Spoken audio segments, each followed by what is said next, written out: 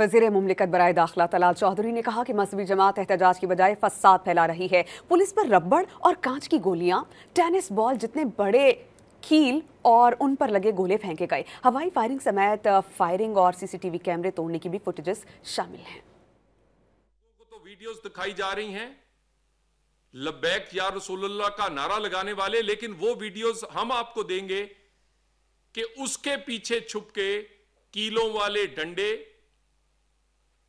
रबड़ और शीशे की गोलियां और टेनिस बॉल के कील लगी हुई टेनिस बॉल जितनी बड़ी गोले जो हैं वो पुलिस पर दागे गए हैं, जिससे 1 दर्जन पुलिस और रेंजर्स एहलकार जख्मी हुए हैं। इन्होंने हवाई फायरिंग समेत फायरिंग की है, उसकी भी फुटेज और सीसीटीवी कैमरास की मौजूद है। और उसके साथ जो सेफ सिटी है उसके कैमरे पहले तोड़े हैं, उसके तोड़ने की फुटेज भी है।